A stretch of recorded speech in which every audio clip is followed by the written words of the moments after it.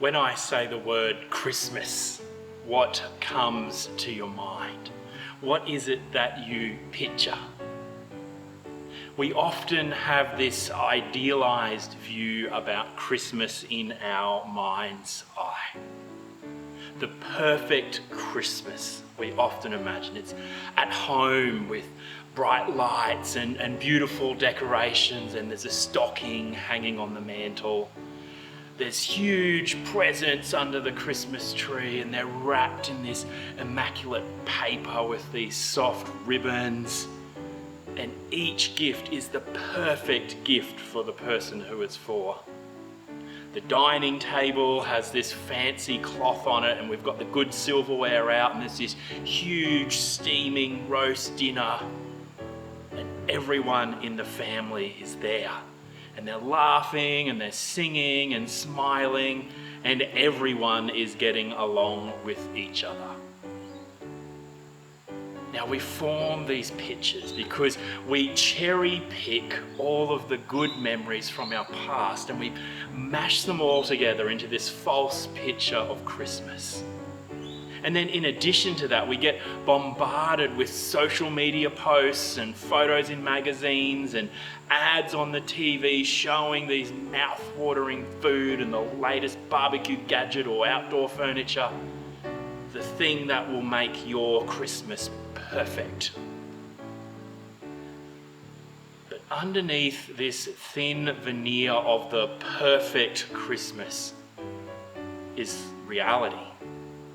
Beneath this sugar coating is the real experience. The food, it doesn't turn out the way that we want. The biscuits are a bit too crumbly, or the chicken gets burnt, and there's dirty dishes that pile up beside the sink. There's friction and fighting among our friends and our families. The presents, they're not received with the joy that we expected. Perhaps the batteries aren't included, and that new bike in the box, well, it requires an hour of assembly to put it together. The bathroom scales, a few days later, they're not kind to us. We look at other people's photos of Christmas and we get jealous, and somehow their Christmas was better than ours was. So Christmas doesn't match the picture perfect image that we have in our mind's eye. Well, let me bring you some good news. The very first Christmas wasn't picture perfect either. It wasn't fancy. It didn't have the smells of a roast chicken wafting through the house. They didn't pull out the good silverware or decorate their place with beautiful tinsel and lights. In fact, the Gospel according to Luke paints the picture for us in just a few short sentences. Joseph went from the town of Nazareth in Galilee to Bethlehem in Judea. And while Joseph and Mary were there, the time came for the child to be born. And she gave birth to a boy.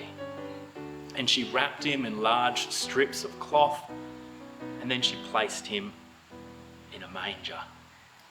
There was no room for them in the guest room. And that's it. That's the very first Christmas.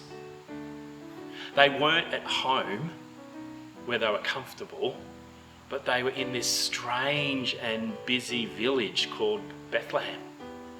There wasn't any room for them in the nice guest room, only in the barn, the part of the house where the animals are put for the nighttime.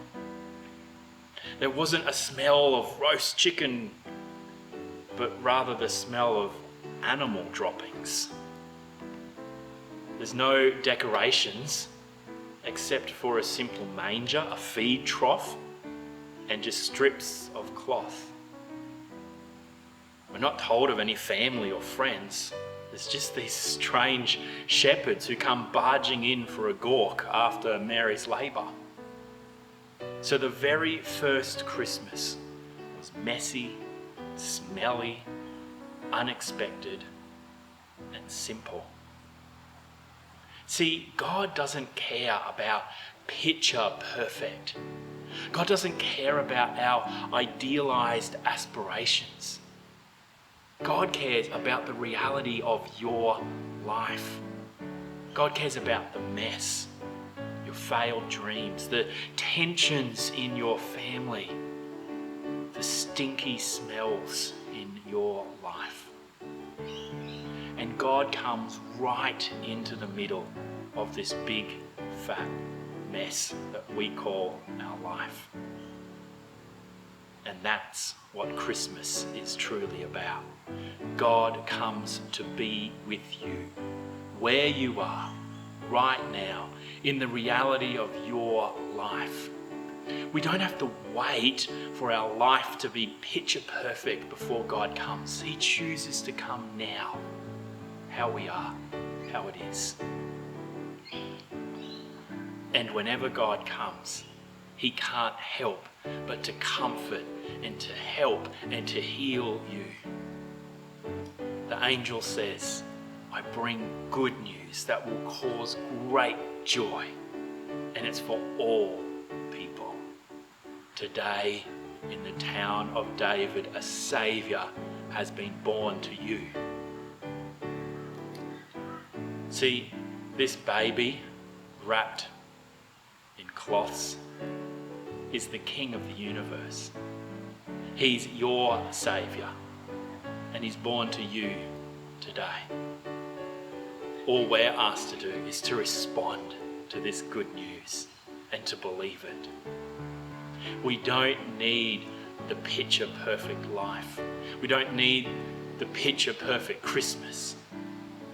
When all is said and done, all you need is faith to believe that Jesus Christ is the Son of God, lying there in a manger, and he's the one who's come to save you and all creation. So this Christmas, I pray that you may be at peace. Have peace with God. Have peace with each other. And have peace with however your Christmas turns out, smells, and all. Amen. If you're around on the Sunshine Coast, we would love for you to come and join us for Christmas here at Immanuel. We've got 3 Christmas Eve services at 5 o'clock, 7 o'clock and 11 o'clock at night. And then 1 Christmas celebration, Christmas Day morning at 9:30. We would love to celebrate the good news of Jesus' birth for you and for me and for everyone. Peace be with you.